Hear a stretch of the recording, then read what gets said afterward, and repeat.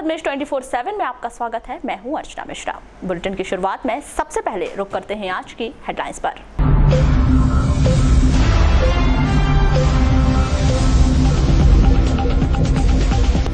जिले में 87 प्रत्याशी लड़ेंगे विधानसभा चुनाव। 99 में से 12 प्रत्याशियों ने लिए नामांकन वापस। सभी प्रत्याशियों को आवंटित किए गए चुनाव चिन्ह। फ्लाइंग स्क्वाड और कोतवाली पुलिस ने 2 अलग अलग स्थानों में कार्रवाई कर नकदी सहित सोने चांदी के जेवरात किए जब्त। कार्रवाई के बाद आयकर विभाग ने धर्म ज्वेलर्स प्रतिष्ठान पर मारा छापा। गुरुवार से जिले के 110 केंद्रों पर खरीदी जाएगी समर्थन मूल्य पर धान। चिन्हित 55 उपार्जन केंद्रों पर नहीं होगी धान की खरीदी।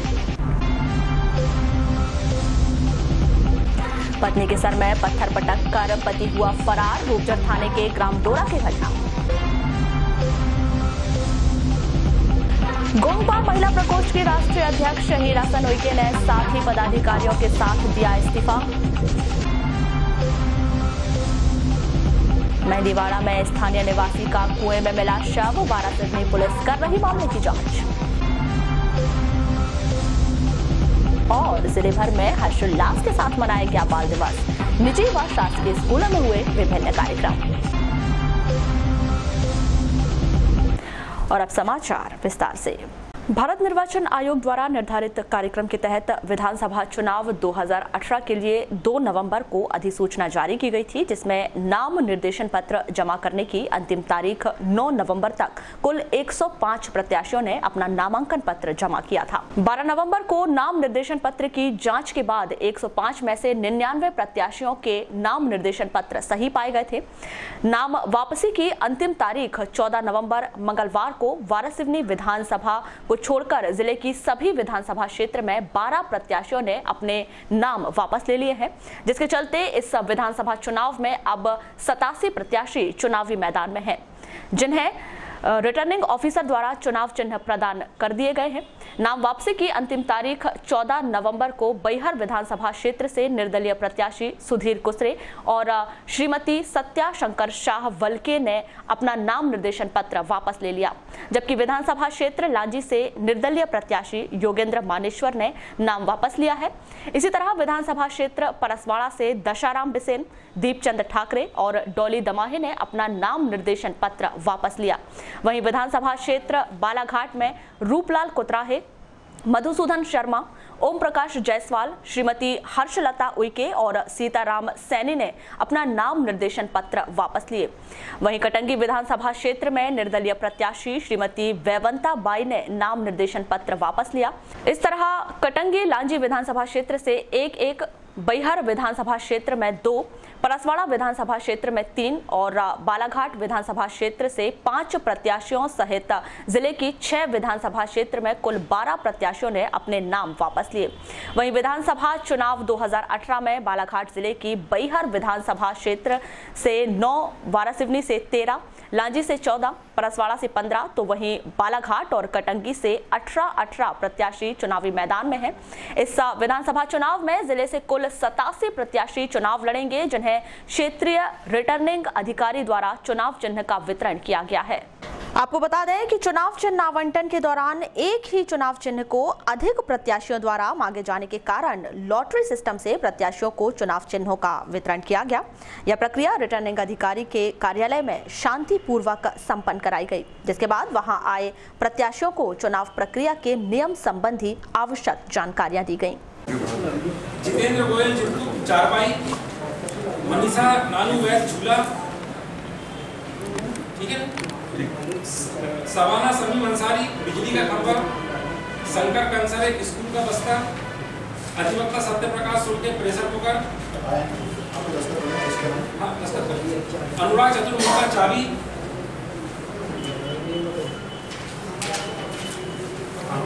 किरण मड़ावी हांडी तैयार करना है। मैंने कहीं औपचारिकता है, फोटो चिपकाना है, टाइम लगेगा थोड़ा, मगर लगभग मोटे तौर पे आपको पता लगे आपका प्रतीक क्या है। अब इसके बाद अब आप निर्वाचन लड़ने के लिए पूरी तरह हमारी तरफ से लैस हो चुके हैं। मैंने अब आपको पूरा तरह से, मैंने आप यहाँ से निकलने के बाद सिर्फ निर्वाचन लड़ेंगे, अब आपको बीच की बाधा नहीं बची है। इसलिए चूंकि अगला कार्य अब शुरू हो रहा है, तो ऐसी स्थिति में आपके साथ हमारा संवाद थोड़ा स्पष्ट होना चाहिए कि आपकी लिमिटेशन क्या है, हमारी लिमिटेशन क्या है और आयोग के निर्देश क्या है। आप भी लिमिटेशन बने, हम भी लिमिटेशन बने हैं, लिमिट के बाहर जा नहीं सकते। इसमें जो विधानसभा के निर्वाचन के लिए हमारे मध्य प्रदेश के लिए 28 लाख की खर्च की सीमा निर्धारित की गई है। आइए बैठिए, इधर आइए। 28 लाख की सीमा निर्धारित है इसकी। लगभग बहुत से लोग तो क्या चुनाव लड़ते रहे हैं या लड़वाते रहे हैं, उसको नियम कानून मालूम है। आप अस्थायी कार्यालय के लिए हमें आवेदन दे सकते हैं, पार्टी के संचालन के लिए या फिर अभ्यर्थी के निर्वाचन संचालन के लिए। इसमें कोतवाली पुलिस ने बीती रात रेलवे स्टेशन मार्ग पर शहर के एक बड़े ज्वेलर्स व्यापारी के मुनीम अमरदीप के पास से सोने चांदी के जेवरात सहित 10 लाख रुपए के अधिक की रकम जब्त की है, जिसकी अनुमानित कीमत 63 लाख रुपए बताई जा रही है। प्राप्त जानकारी के अनुसार कोतवाली पुलिस ने शहर के एक बड़े ज्वेलर्स व्यापारी के मुनीम अमरदीप को रेलवे स्टेशन मार्ग से आते हुए देखा, जिन्हें रोककर पूछताछ की गई तो जिनमें पुलिस को मुनीम अमरदीप के पास से 2 किलो 121 ग्राम सोना, 3 किलो 22 ग्राम चांदी और 10,20,420 रुपये नकद जब्त किए गए। बरामद माल की कुल कीमत लगभग 63 लाख रुपये बताई जा रही है। पुलिस से मिली जानकारी के अनुसार व्यापारी का मुनीम रकम और सोने चांदी के आवश्यक दस्तावेज उपलब्ध नहीं करा सका, जिसके चलते पुलिस ने जब्ती की यह कार्रवाई की।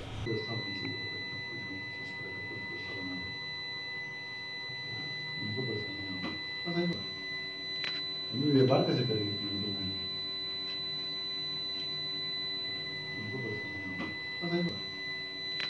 व्यापार कैसे करेंगे?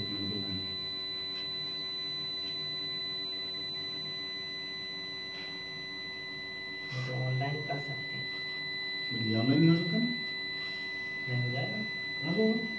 सूचना मिली थी कि एक व्यक्ति जो है कुछ नकदी और कुछ सोना चांदी लेकर जो है स्टेशन रोड के पास जो है जा रहा है, जहाँ पर जो है जाके जो है तस्दीक की गई, जिसमें जो है अमरदीप शर्मा नामक व्यक्ति, जिनके पिता का नाम जो है छगन लाल वर्मा है, भारत सिवनी के रहने वाले हैं, और इनके पास एक बैग में जो है 10,20,420 रुपये, इसके अलावा 2 किलो 121 ग्राम चांदी और 3 किलो 22 ग्राम 2 किलो 121 ग्राम सोना और 3 किलो 22 ग्राम चांदी जो है पाई गई है।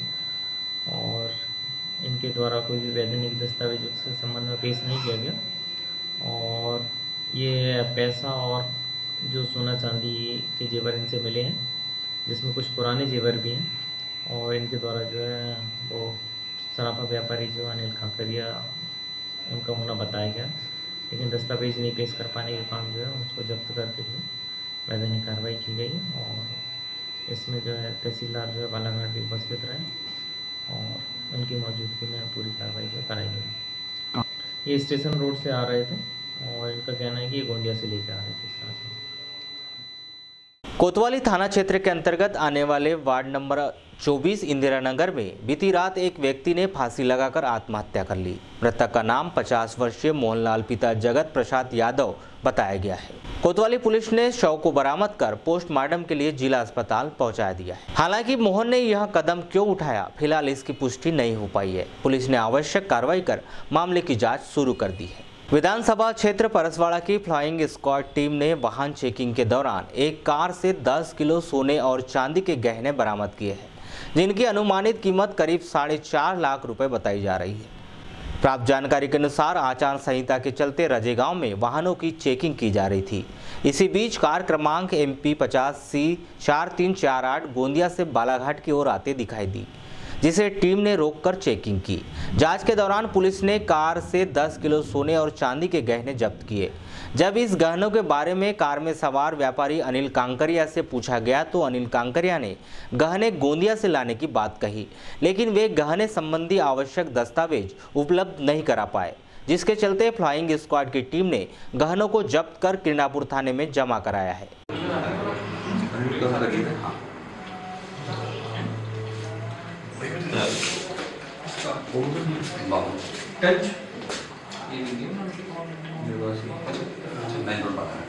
इनसे ले लो तो बाहर लेना।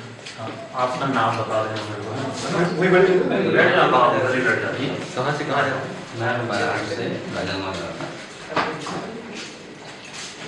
मैं जितेंद्र मिश्रा, कराधान सहायक वाणिज्यकर विभाग से हूँ। मैं FST परसवाड़ा 03 का प्रभारी हूँ। कल रात 1 से 2 बजे के बीच में अनिल कंकरिया द्वारा फोर्ड फीगो करके एक गाड़ी है, जिसका गाड़ी क्रमांक नंबर है MP 50C4348, वो वाहन चेकिंग किए गए। वाहन चेकिंग के दौरान मैं और मेरे साथ प्रभारी रजे गांव के चौकी श्री रितेश कुमार पांडे, वहाँ पे उनके साथ जब वाहन संयुक्त चेकिंग की गई, चेकिंग करने के दौरान उनमें जब गाड़ी को रोका गया, गाड़ी में चांदी पाया गया। चांदी की कीमत समथिंग 2 से 2.5 लाख थी। उसमें चांदी की जो थी 3 उसमें सिल्लियाँ थी, एक बड़ी सिल्ली थी और 2 छोटी सिल्लियाँ, और कुछ सोने के जेवरात थे। जब उनसे पूछा गया कि आपके पास कोई एविडेंस है, तो उन्होंने बताया कि मेरे पास कोई एविडेंस नहीं है। जब एविडेंस ना होने की वजह से उसको मैं किरणापुर थाने में जब्त करा दिया हूँ। मात्रा कितनी रही होगी ये जेवरातों की? मात्रा कान के टफ्स थे, उसकी कीमत समथिंग उनके द्वारा जो बताया गया कि 1.5 लाख रुपए है, और जो चांदी की कीमत थी उनके द्वारा बताया गया 3.5 लाख रुपए। कुल टोटल 4.5 लाख रुपए की कीमत बताई गई उनके द्वारा। कहाँ से ला रहे थे, कुछ ऐसा उन्होंने बताया? इन्होंने इनके द्वारा कथन ये किया गया था कि मैं जा रहा था गोंदिया, लेकिन गोंदिया में कुछ कारण बस ये वापस आ रहे थे। जब ये वापस आए थे तो इनकी चेकिंग की गई, तो उस दौरान ये इनका माल जब्त किया गया। बीती रात धर्म ज्वेलर्स के संचालक अनिल कांकरिया के पास से रजगांव में वाहन चेकिंग के दौरान सोने व चांदी के 10 किलो गहने पकड़ाए गए थे। वहीं उनके मुंशी अमरदीप शर्मा के पास से 2 किलो सोने व 3 किलो चांदी के जेवरात सहित 10 लाख से अधिक रुपए कोतवाली पुलिस ने रेलवे स्टेशन रोड से जब्त किए थे। बीती रात 2 अलग अलग स्थानों पर की गई कार्रवाई के बाद गुरुवार शाम को आयकर विभाग की टीम के द्वारा मेन रोड स्थित धर्म ज्वेलर्स पर प्रतिष्ठान पर छापामार कार्रवाई की गई। इस कार्रवाई में आयकर विभाग के अधिकारियों ने लेन देन व खरीदी बिक्री संबंधी आवश्यक कागजों की जांच पड़ताल की। मामले की पूरी जांच होने के बाद ही आयकर विभाग अधिकारियों द्वारा मामले की पूरी जानकारी किए जाने की बात कही जा रही है।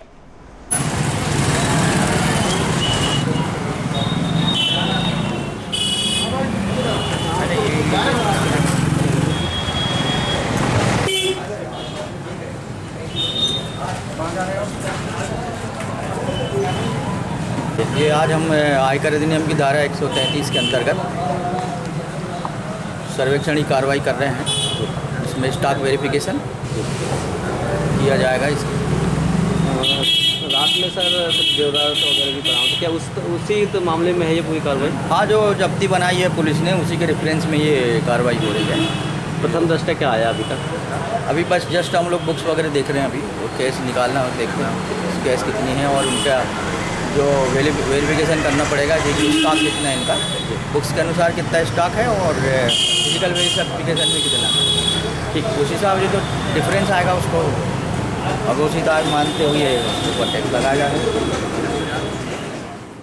रूपचर थाना क्षेत्र के अंतर्गत आने वाले ग्राम डोरा में एक महिला को उसके पति ने सिर में पत्थर पटक कर घायल कर दिया। घायल महिला का नाम ग्राम डोरा निवासी 42 वर्षीय श्रीमती धुरपता बाई पति तेजलाल टेकाम बताया गया है, जिसे 108 एम्बुलेंस के माध्यम से उपचार के लिए जिला अस्पताल में भर्ती किया गया है। प्राप्त जानकारी के मुताबिक धुरपता बाई और उनका पति तेजलाल खेतों में मजदूरी करते हैं। करीब 2 वर्ष पूर्व तेजलाल की बेटी घर से फरार हो गई थी। इसी मामले को लेकर तेजपाल अपनी पत्नी धुरपता से झगड़ा करता रहता था, साथ ही अपनी बेटी को घर से भगाने का शक करता रहता था और दोनों के बीच इसी बात को लेकर रोजाना झगड़े होते रहते थे। 13 नवंबर की रात 12 बजे धुरपता बाई घर पर सो रही थी, तभी तेजपाल शराब पीकर घर आया और उसने सो रही अपनी पत्नी के सिर पर एक पत्थर पटक कर फरार हो गया। पत्थर सिर पर लगने से धुरपता गंभीर रूप से घायल हो गई, जिसे उसके देवर अशोक टेकाम ने जिला अस्पताल में उपचार के लिए भर्ती कराया है।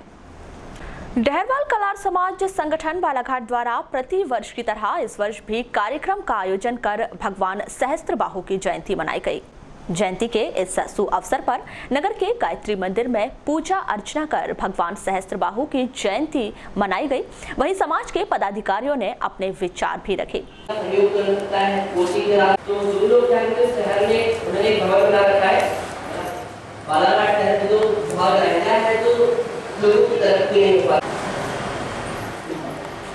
भगवान सहस्त्रबाहु की जय, भगवान सहस्त्रबाहु की जय, जय जय कला, जय कला, जय जय धर्म। आज भगवान सहस्त्रबाहु की जयंती का कार्यक्रम आयोजित किया गया है। यहाँ पर क्या है, कार्तिक मास की शुक्ल पक्ष की सप्तमी तिथि को भगवान सहस्त्रबाहु का जन्म हुआ था और इस जन्मदिवस के अवसर पर बालाघाट जिले में डहरवाल कलार समाज जहाँ पर पूरे 136 गांव में निवास कर रहे हैं, तो ऐसा मतलब एक कार्यक्रम बनाया गया है कि पूरे 136 गांव में जयंती कार्यक्रम आयोजित हुए एक साथ। इसी तरह मॉयल नगरी भरवेली में भी जयंती कार्यक्रम का आयोजन किया गया। आयोजित इस कार्यक्रम में भगवान सहस्त्रबाहु की पूजा अर्चना कर समाज के बुजुर्ग व्यक्तियों का सम्मान किया गया।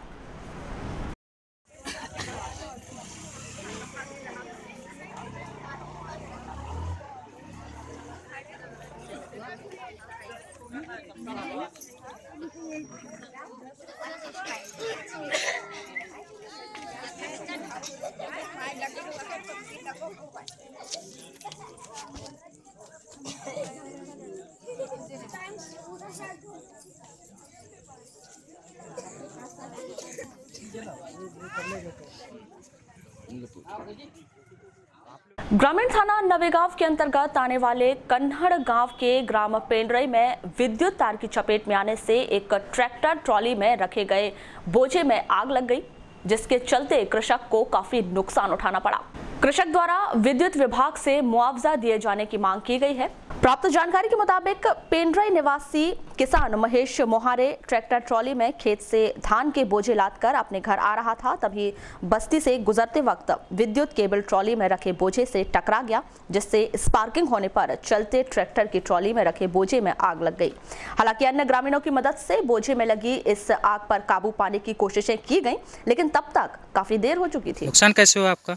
ये ट्रॉली आ रही थी, केबल नीचे है जी, जिसमें लापरवाही है लाइनमैनों की जी। अगर वो अपने केबल को अगर अच्छी तरह से अगर ठीक करते तो आज ये घटना ही नहीं होती।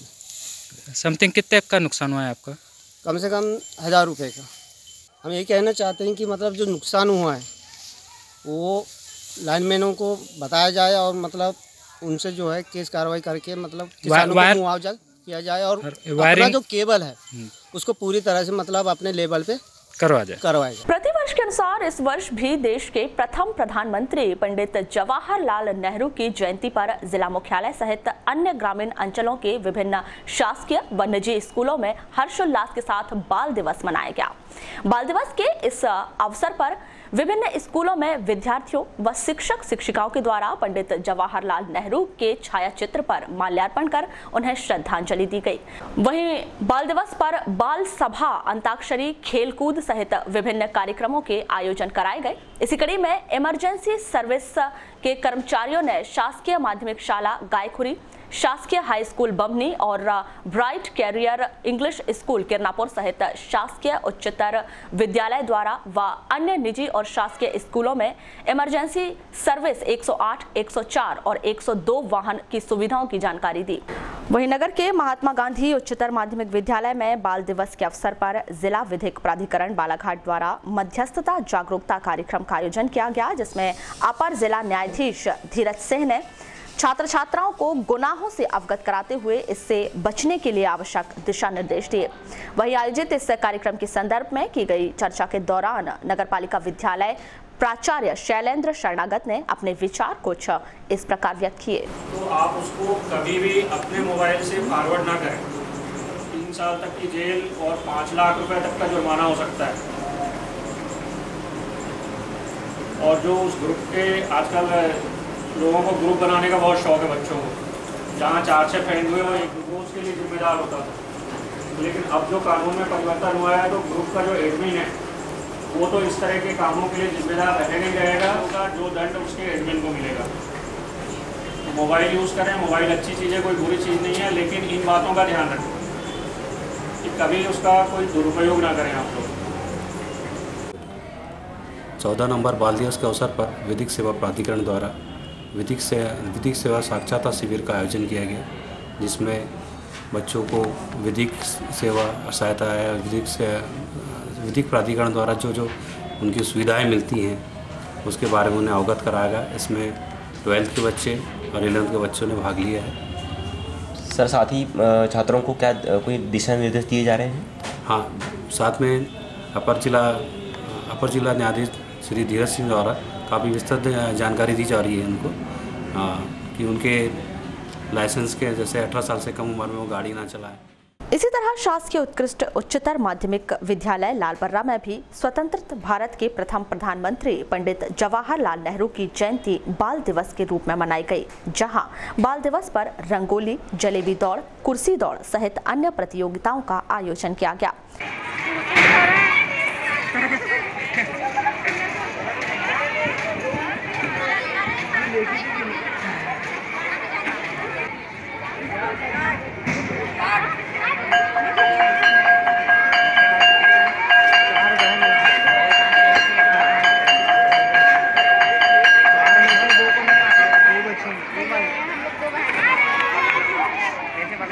इसी तरह बचपन स्कूल वारासिवनी में भी बाल दिवस हर्षोल्लास के साथ मनाया गया, जहां विभिन्न कार्यक्रमों के आयोजन कर स्कूली बच्चों को आवश्यक दिशा निर्देश दिए गए।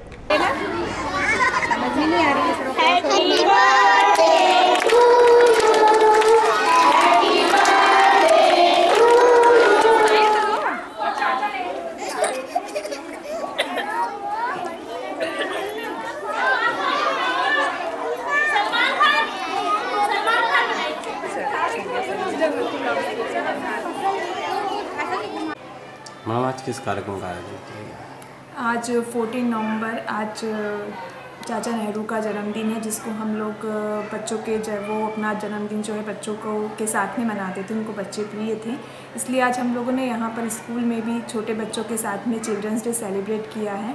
जिस भी बच्चे का आज बर्थडे था उनसे हमने यहाँ पर केक कटवा करके चाचा नेहरू का बर्थडे सेलिब्रेट किया है। चुनाव नजदीक आते ही पूरे जिले में राजनीतिक माहौल गर्मा गया है और विभिन्न प्रत्याशियों द्वारा घर घर पहुंचकर जनता से जीत का आशीर्वाद लेने का सिलसिला शुरू है।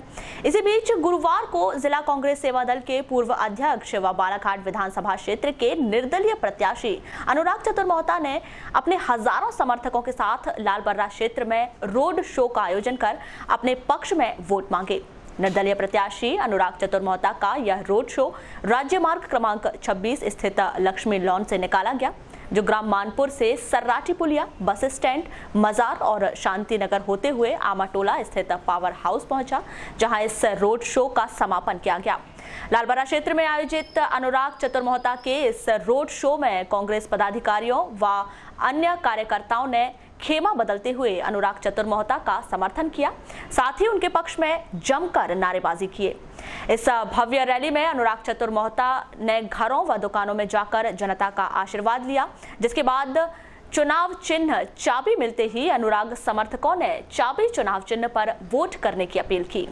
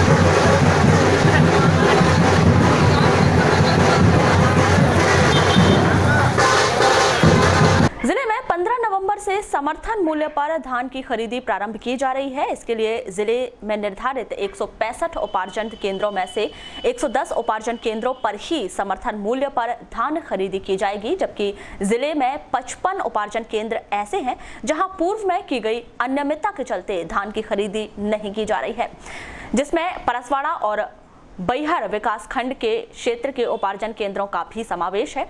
ऐसे में इन दोनों विकास खंडों के किसानों को अपना उपार्जन 150 से 200 किलोमीटर दूर बालाघाट उपार्जन केंद्रों में बेचना पड़ेगा, जो निश्चित ही एक बड़ी चिंता का विषय है। इस पूरे मामले के संदर्भ में की गई चर्चा के दौरान जिला सहकारी केंद्रीय बैंक के महाप्रबंधक PS धनवाल ने अपने विचार कुछ इस प्रकार व्यक्त किए। शासन ने निर्धारित इस वर्ष बालाघाट जिले में लगभग 165 समर्थन मूल्य अंतर्गत धान उपार्जन के केंद्र नियुक्त किए गए थे।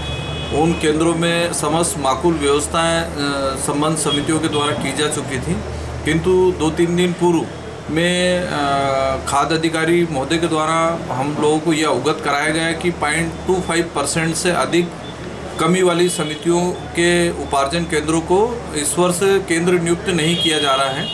इसके कारण अभी मोटे रूप से मेरी कलेक्टर महोदय से भी बात हुई है, उनके द्वारा भोपाल बात की है और शायद 0.35% की कमी वाले समितियों को उन्होंने कंसिडर करने की बात कही है।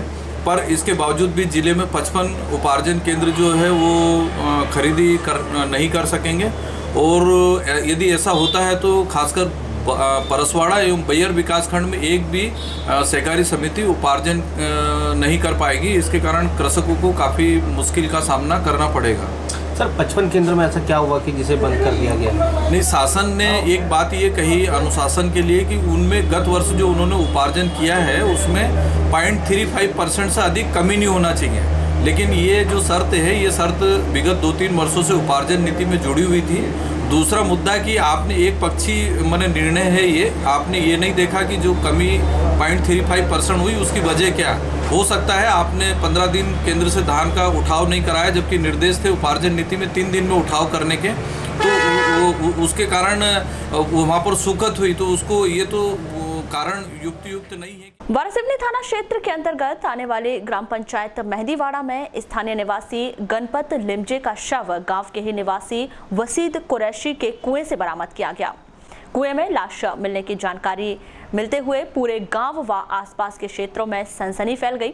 सूचना मिलने पर वारासिवनी पुलिस ने घटना स्थल पर पहुंचकर कुएं से गणपत के शव को बरामद किया और आवश्यक कार्यवाही कर शव को पोस्टमार्टम के लिए वारासिवनी अस्पताल पहुंचाया, जहां डॉक्टरों ने शव को पोस्टमार्टम कर मृतक के परिजनों को सौंप दिया। प्राप्त जानकारी के अनुसार मृतक गणपत पिता तुलसीराम लिमजे मेहंदीवाड़ा में वसीम कुरैशी की मिल में किराए से रहता था, जबकि उसका परिवार नागपुर में निवास करता था।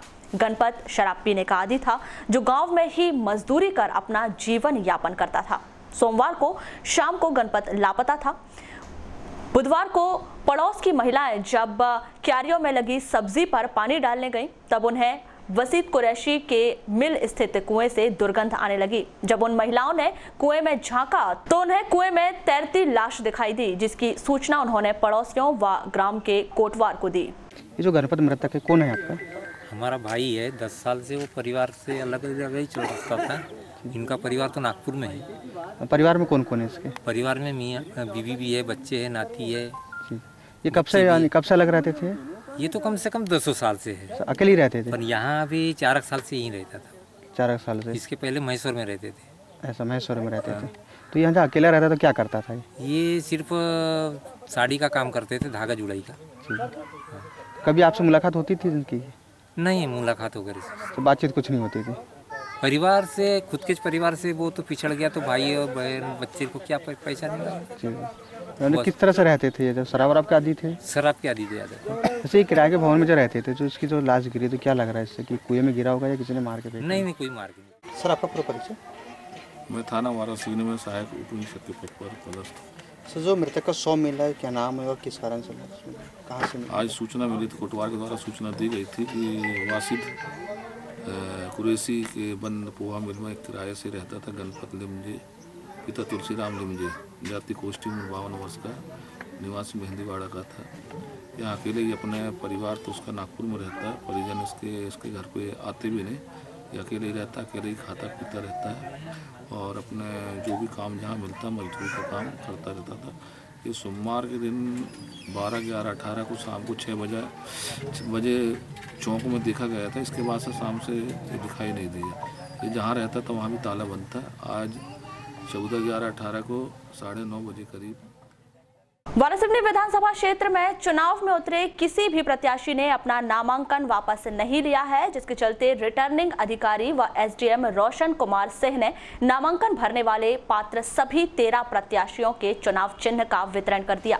साथ ही उन्हें चुनाव प्रक्रिया व आदर्श आचार संहिता का पालन करने की जानकारियां दी। श्री प्रदीप अमृतलाल जायसवाल गुड्डा, इनके जो 3 प्रेफरेंस हैं वो है, पहला प्रेफरेंस ट्रैक्टर चलाता किसान,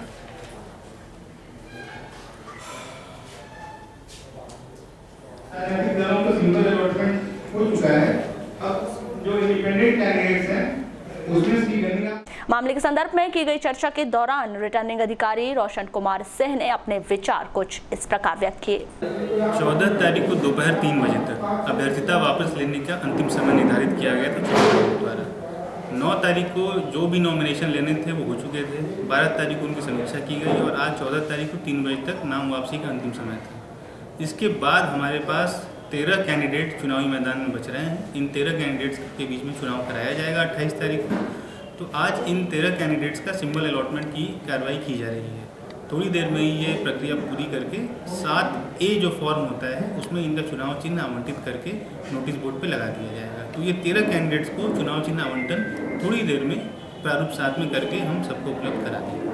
मध्य प्रदेश शासन के निर्देशानुसार 15 नवंबर से प्रदेश की सभी चिन्हित सेवा सहकारी समितियों में किसानों की खरीफ की फसल धान को समर्थन मूल्य में खरीदने का कार्य शुरू किया जाएगा। इसी क्रम में वारासिवनी क्षेत्र में कृषकों की खरीफ धान खरीदने के लिए 2 केंद्र बनाए गए हैं, जहां किसानों का उपार्जन समर्थन मूल्य पर खरीदा जाएगा। समिति द्वारा शासन के मापदंड के अनुसार समर्थन मूल्य पर धान खरीदी के लिए पूरी तैयारियां कर ली गई हैं, जिनकी जानकारी वृत्ताकार सेवा सहकारी समिति शाखा के प्रबंधक HC बसेने ने पद्मेश न्यूज को दी। शासन के निर्देशानुसार 15 नवंबर 2018 से समर्थन मूल्य पर धान खरीदे जाना है, जिसकी तैयारी के संबंध में बारदाना, सिलाई मशीन और क्या कहते हैं धागा और की पर्ची, इन चीज़ों की समिति द्वारा तैयारी कर ली गई है, हमाल वगैरह सभी की, ठीक है ना। परंतु शासन से ज्ञात हुआ है कि इस बार समर्थन धान खरीदी 2 सेंटर बना दिए गए, एक मार्केटिंग सोसाइटी वारासिवनी और वृत्ताकार सहकारी समिति वारासिवनी, जिसके तहत किसानों के ग्राम क्षेत्र में आने वाले मेहंदीवाड़ा, मुरझड़, वारा, मदनपुर, तुमाड़ी, प्रापर वारासिवनी, तो इतने लोगों के कृषकों के 1032 कृषकों ने हमारे धान बेचने के लिए पंजीयन कराया था। इसके पश्चात अब दोनों सेंटर में अब वारासिवनी में कितने पंजीयन धारक बेचेंगे, किस गांव के बेचेंगे, ये अभी तक शासन के स्तर पे अभी क्लियर नहीं हो पाया। अभी कितने बारदाने पहुँचे हैं और सर अपने क्या समर्थन मूल्य है? बारदाने आज हमारे पास 10,000 बारदाने पहुँच चुके हैं और समर्थन मूल्य का धान का रेट 1750 रुपये प्रति कुंटल मोटा अनाज का है। वहीं इसके संदर्भ में की गई चर्चा के दौरान गोंगपा जिला अध्यक्ष श्यामलाल उइके ने इसे पार्टी का एक बड़ा और पार्टी की प्राथमिक सदस्यता से इस्तीफा दे दिया है। यह इस्तीफा उन्होंने गोंगपा के राष्ट्रीय अध्यक्ष हीरा सिंह मरकाम के नाम पार्टी के जिला अध्यक्ष श्यामलाल उइके को सौंपा है। श्रीमती हीराशन उइके के साथ ही पार्टी महिला प्रकोष्ठ एवं युवा प्रकोष्ठ के 4 पदाधिकारियों ने भी अपना इस्तीफा दिया है। मामले के संदर्भ में की गई चर्चा के दौरान उन्होंने पत्रकार वार्ता का आयोजन कर बताया कि पार्टी का गठन जिस सिद्धांत के आधार पर किया गया था, पार्टी उस सिद्धांत से भटक गई है, क्योंकि विधानसभा चुनाव में 20% महिलाओं को भी टिकट नहीं दी गई। गोंडवाना गणतंत्र पार्टी एक समग्र क्रांति आंदोलन का जनक था और जिसके कारण मुझको गोंडवाना गणतंत्र पार्टी लेना पड़ा। आखिरी छोर का व्यक्ति को मुझको न्याय दिलाने के लिए और मातृशक्तियों का मान सम्मान और स्वाभिमान की रक्षा के लिए मुझको गोंडवाना गणतंत्र पार्टी में आने की ज़रूरत पड़ी।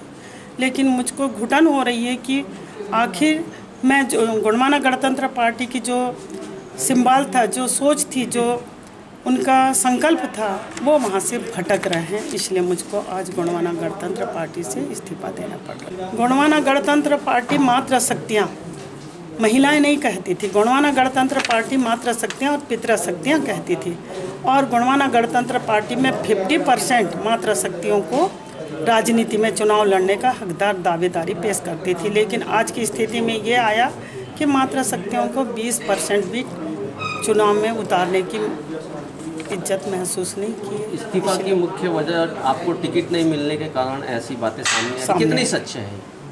लगभग 50% सच है।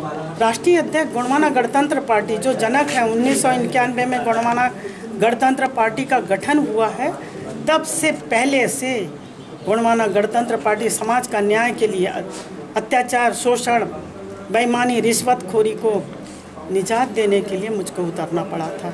और गोंडवाना गणतंत्र पार्टी राष्ट्रीय अध्यक्ष और कोर कमेटी की समिति की सदस्य होने के बावजूद उनको टिकट से वंचित किया गया, तो उससे बाकी नेशनल पार्टियों में और गोंडवाना में क्या अंतर है? कौन है जिम्मेवार इसके लिए?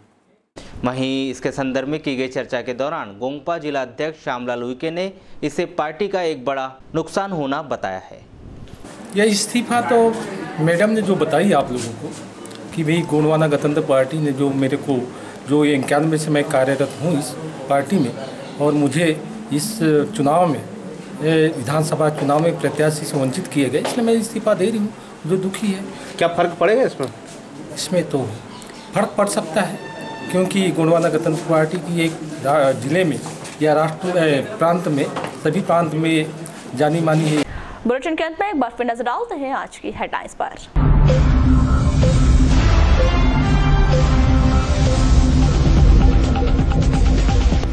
जिले में 87 प्रत्याशी लड़ेंगे विधानसभा चुनाव। 99 में से 12 प्रत्याशियों ने लिए नामांकन वापस। सभी प्रत्याशियों को आवंटित किए गए चुनाव चिन्ह।